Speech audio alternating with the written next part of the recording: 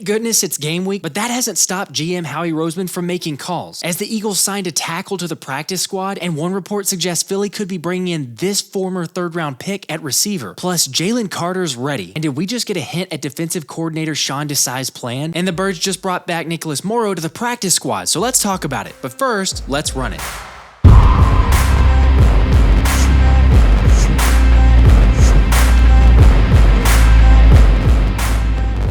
Hey guys, game week. As most of you probably know, I'm Josh and I cover the Birds. And we start with the Eagles bringing back linebacker Nicholas Morrow after announcing he's on the practice squad, with Tiawan Mullen and Kyron Johnson getting released. Which I love the move because remember, Jake Rabati had shared last week that there was mutual interest between the two in Nicholas Morrow and the Eagles for him to come back to the practice squad. I love the move because anytime you get a guy who played more than 1,000 snaps last season, I mean, remember, this guy led the Chicago Bears in tackles last season and had a career year, accounting for 116 tackles, 11 tackles for loss, and an interception. Look, obviously Morrow was never going to beat out Nakobe Dean or Zach Cunningham, and obviously with Christian Ellis being the third linebacker on the squad, Morrow's most likely just going to fill in every once in a while or might get some special teams action. But again, like I mentioned, this to me feels like a win because you're getting a guy with a lot of experience who can groom some of the younger players, and if pressed into action, I mean, it's not the worst case scenario. But what do you guys think about the signing? The Eagles also signed former New York Football Giants Tyre Phillips to the practice squad over the weekend, despite several teams, as Jordan Schultz pointed out, being interested in the 6'5",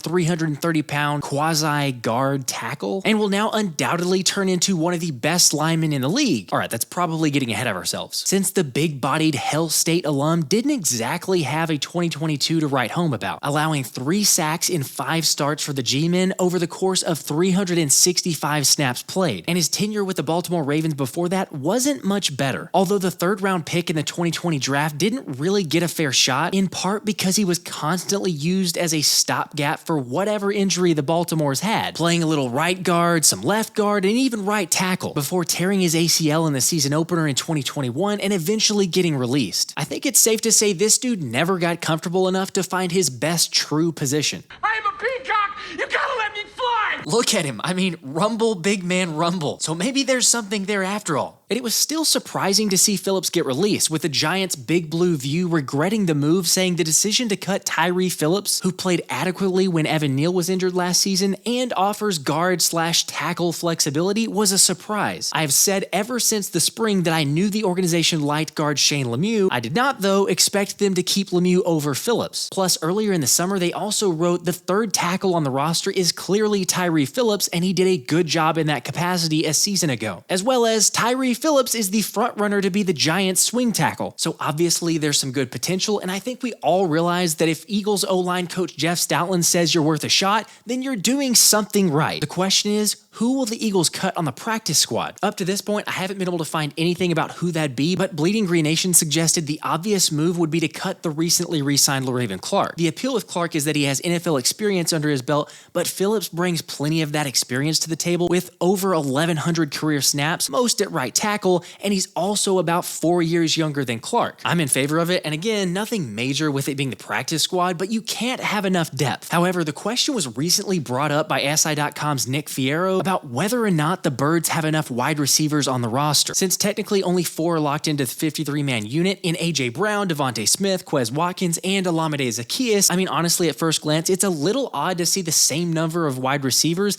as tight ends on the roster, which is why Bleacher Report recently suggested the Eagles should add another former third-round pick in wide receiver Bryan Edwards, saying while the Eagles have elite top-end talent, they'd be in trouble if Brown or Smith went down with an injury, where they'd be left without a reliable outside receiver. Bryan Edwards would be a cheap alternative who could bolster that depth. Edwards was a significant part of the Las Vegas Raiders offense in 2021, with 34 receptions for 571 yards and 3 touchdowns. He likely wouldn't have a week-to-week role within the Eagles offense, but he's as good an insurance policy as there is on the market right now. All right, so I'm not totally against this move, but if you're not completely sure who Edwards is, the 6'3", 212-pound South Carolina native flashed in college, earning the Gamecocks Offensive Most Valuable Player Award during his sophomore year, and was named second-team All-SEC in 2019, showcasing his size, strong release, and ability to catch in a crowd, leading SC with 71 receptions for 816 yards and 6 touchdowns over 10 starts, which is what led to several scouts grading Edwards as a will eventually be a plus starter. So the potential is definitely there. Unfortunately for Edwards, Las Vegas didn't seem to have him in their plans. But the Atlanta Falcons did, at least for a little bit, by trading a 2023 fifth round draft pick. Yet surprisingly, cutting him before the New Orleans Saints gave him a tryout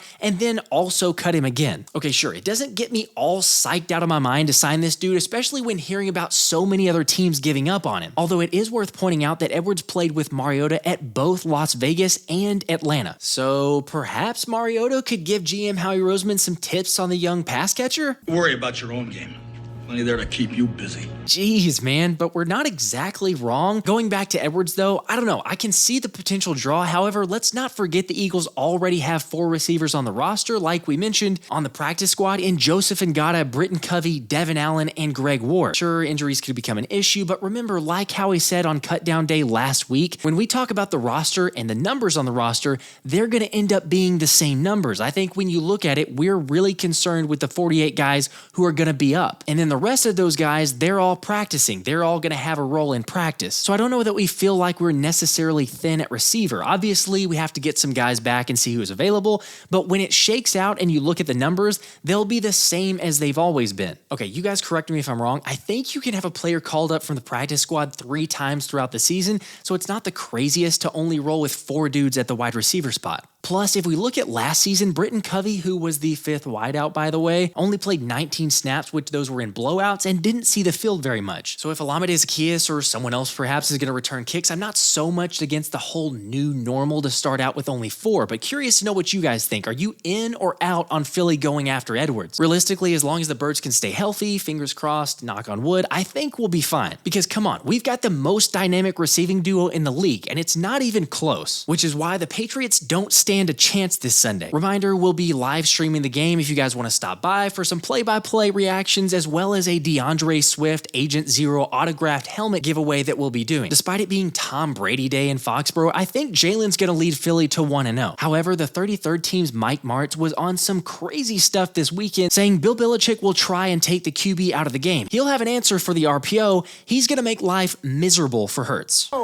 Oh, you crazy. Mike, come on, man. Seriously? I think you need a refresher that even if Belichick shut down the RPO, Hurts was one of the best passers from the pocket last season. So I agree with Shaq. Respectfully, Mike Martz is an idiot. Or maybe you'd say disrespectfully, Mike Martz is an idiot. I'm an idiot.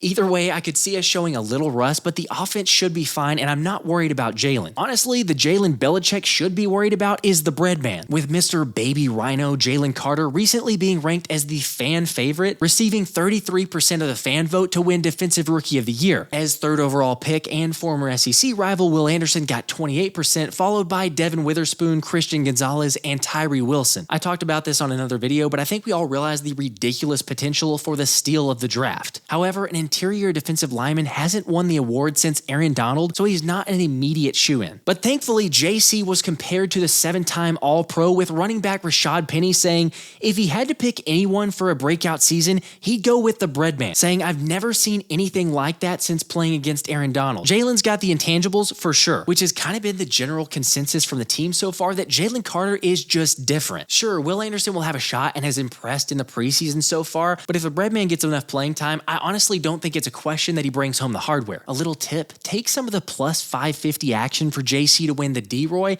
if that's your thing. One of the other rookies that I think we're all excited to see is undrafted free agent Eli Ricks, although hopefully not too much, since I'd expect Big Play Slay and James Bradbury to get the vast majority of the action. However, it was cool to get a behind-the-scenes look of how it all went down and the realization that Howie Vision is real, as Ricks recalled his initial interaction with the Birds GM, saying, Howie told me when I first got here, there should be no reason why you don't make the 53-man roster. And Rick said, I held on to that the whole time during camp. During the whole process, even when I got some doubts, I knew what he told me at the start of camp, and I just kept that. Thankfully, he did, and the same could be said for Mario Goodrich, with the second-year UDFA also making the squad. And as I'm sure you're all aware, that makes 7 corners on the 53-man roster, plus 2 more CBs on the practice squad, in Mekhi Garner and Tiawan, Mullen, Sure, some of that was to keep the studs on the team, because in no world was Eli Ricks making it through waivers onto the practice squad. But I also think that speaks to Sean Desai's defensive scheme, because he likes to use a dime look a lot lot more often than, say, our former poser of a DC. That's neither here nor there, although it could explain the reason Philly's going with only 3 linebackers on the active roster too. I don't know, I don't mind getting a bunch of ball hawks and playmakers on the field, yet it is still curious to only have 3 backers. Yes, I know there's several moves that you can make on the practice squad and figure it out,